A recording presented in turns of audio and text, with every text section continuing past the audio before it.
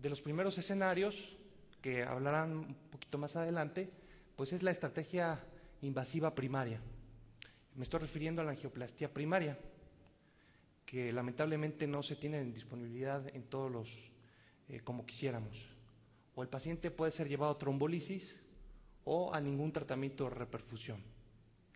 Si el paciente es llevado a angioplastía primaria, pues se le hace la revascularización como corresponda. Estos pacientes son los que tienen un mejor pronóstico. Pero aún teniendo este grupo de pacientes el mejor pronóstico, dentro de este grupo hay pacientes que no les va bien. Hemos visto pacientes que les hacemos una angioplastía primaria, a las 48 horas está caminando y a los 5 días ya está en su casa. Hay pacientes que les hacemos la angioplastía primaria, están con falla cardíaca o incluso mueren.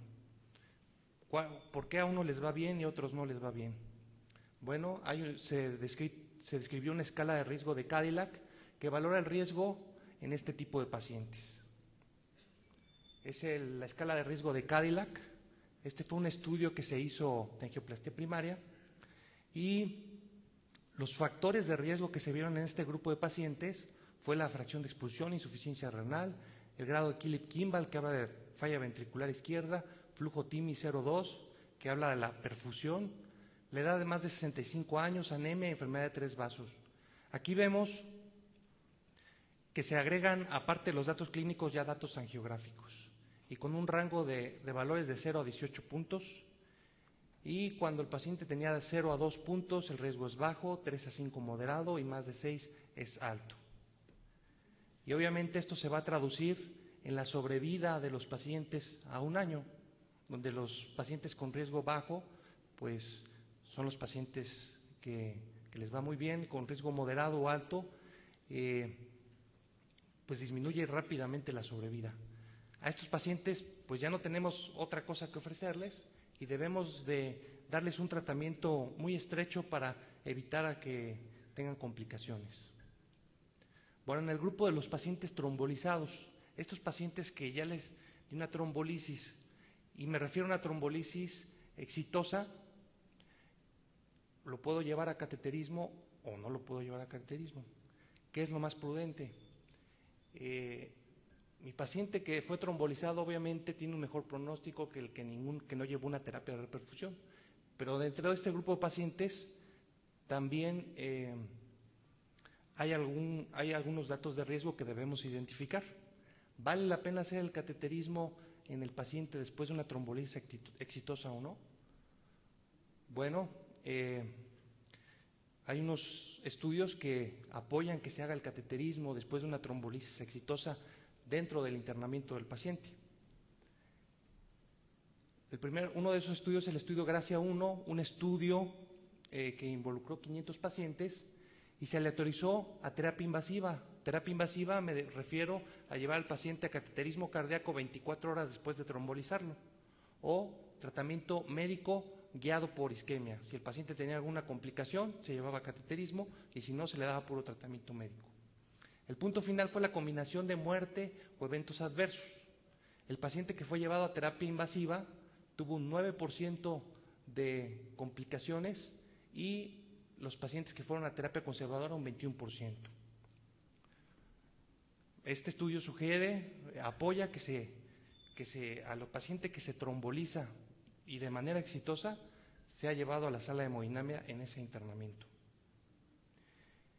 El estudio de Gibson demuestra que los pacientes que son llevados a intervención después de una trombolisis se disminuye la tasa de reinfarto.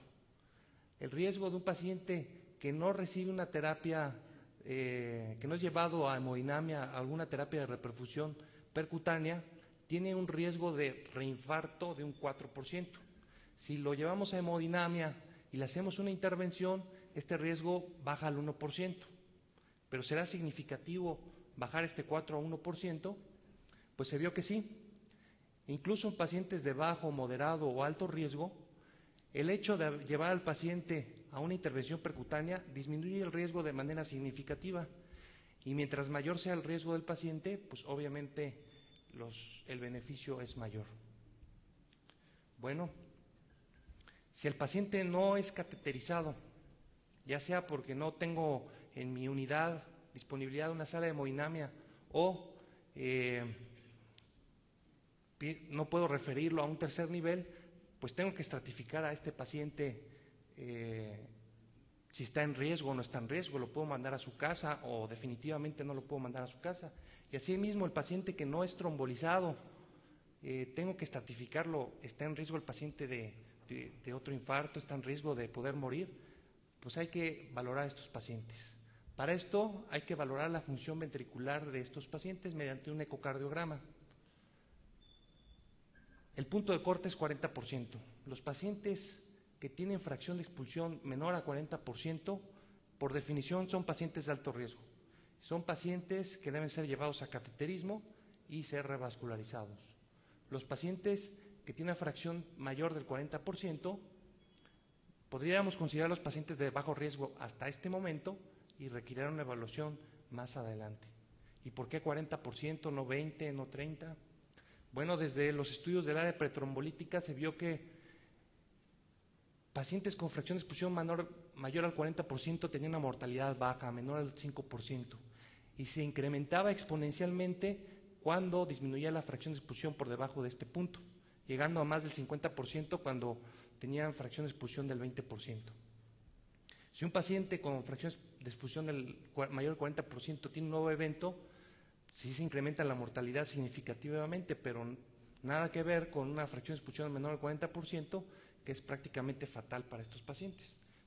Así, los pacientes con fracción de expulsión menor al 40% son pacientes de alto riesgo que deben ser evaluados angiográficamente.